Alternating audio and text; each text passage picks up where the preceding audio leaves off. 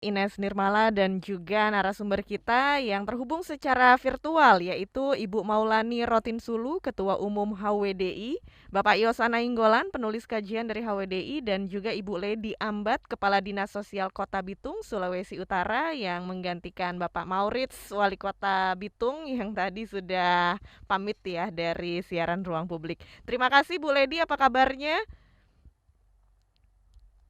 Tuhan kabar baik, Mbak. Kabar baik ya Bu, senang sekali Nah, Ibu bisa menyempatkan waktu untuk hadir di ruang publik KBR. Ya, dan kita akan perbincangkan lebih banyak lagi seputar tema kita pagi hari ini yaitu urgensi langkah aksi pemerintah kota dalam pemulihan COVID-19 bagi penyandang disabilitas. Dan ini yang menarik dari HWDI bersama dengan UNESCO juga sudah membuat sebuah kajian yang diselenggarakan pada tahun 2021 kemarin dan ini dilakukan di 10 kota di Indonesia. Kalau untuk bagian ini paling cocok nih Mas Yosa nih yang menjabarkan ya. Boleh dijelaskan juga kepada kita semua tujuan dilakukannya asesmen kebijakan pemerintah kota ini apa dan apakah ada temuan menarik dari situ? Ya, terima kasih Mbak Ines.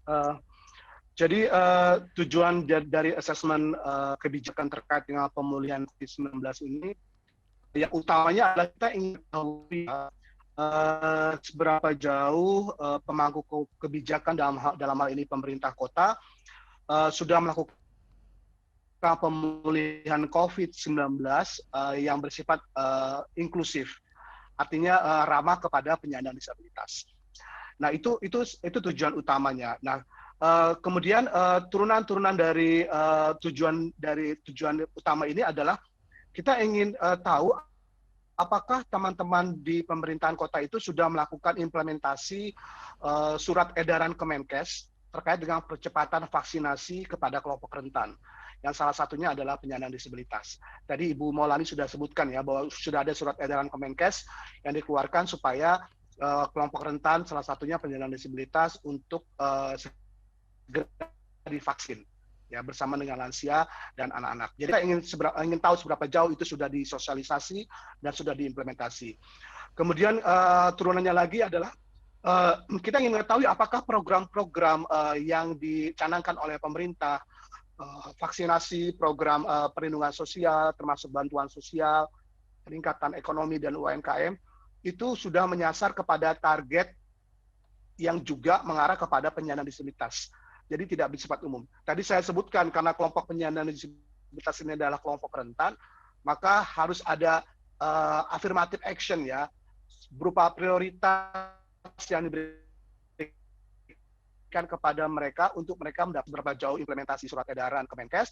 Yang kedua adalah seberapa jauh kemudian teman-teman pemerintah kota ini sudah mengimplementasikan kebijakan-kebijakannya yang menyasar kepada penyandang disabilitas sebagai prioritas.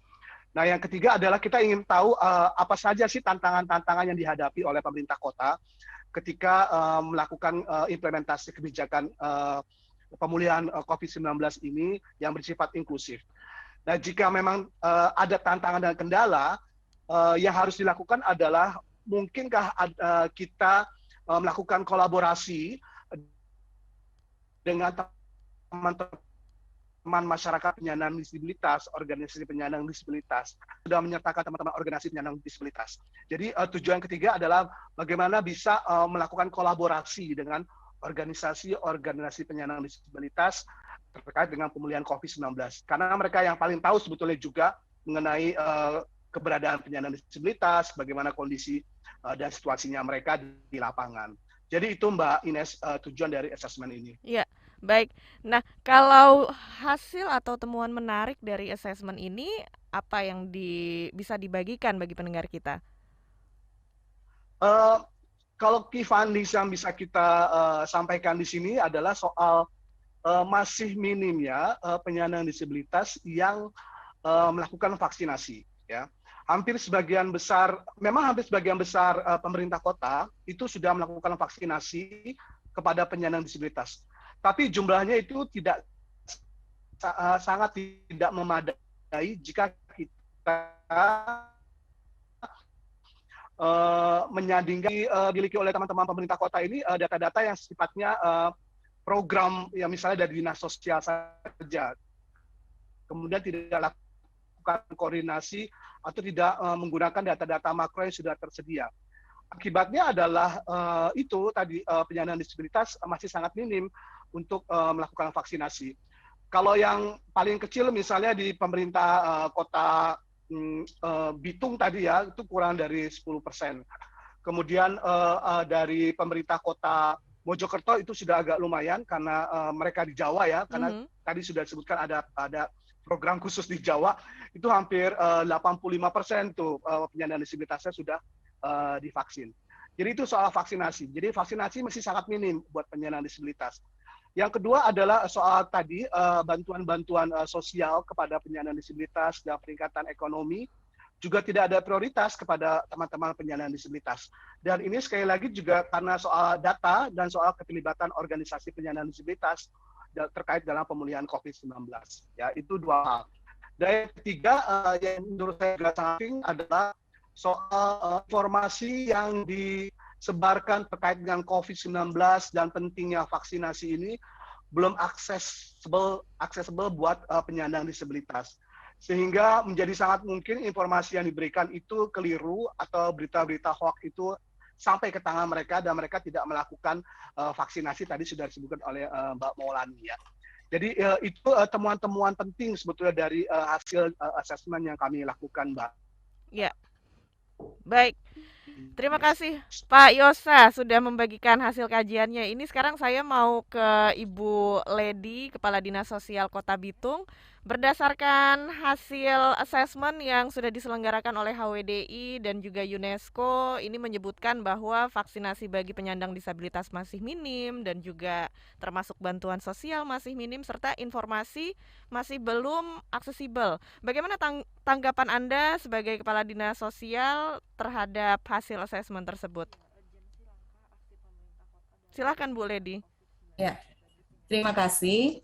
Jadi tanggapan kami dari Dinas Sosial terkait dengan hasil asesmen dari HWDI, itu kami menanggapinya dengan baik, karena dengan hasil dari asesmen ini mendorong kami untuk lebih fokus pada penanganan dan pelayanan terhadap penyandang disabilitas ke depan.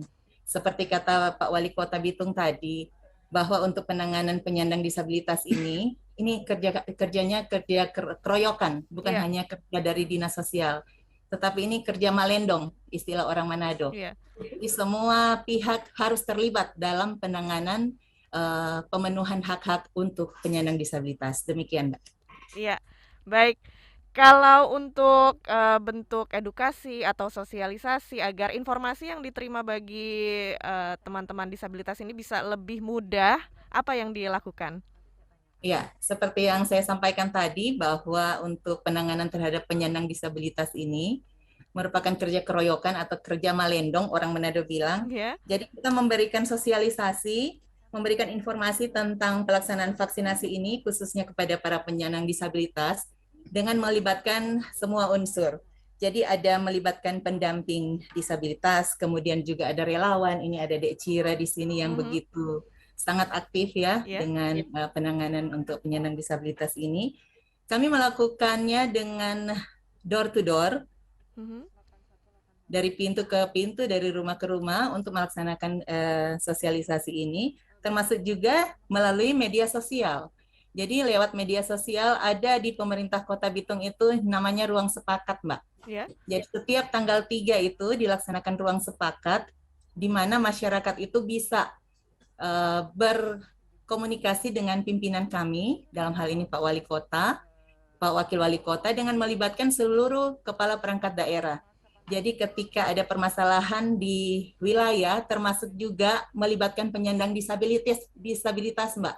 Karena di situ kami menggunakan juru bahasa isyarat, dalam hal ini Ibu Cira Ginting. Jadi semua materi sosialisasi tentang vaksinasi bisa kami salurkan lewat media sosial ini.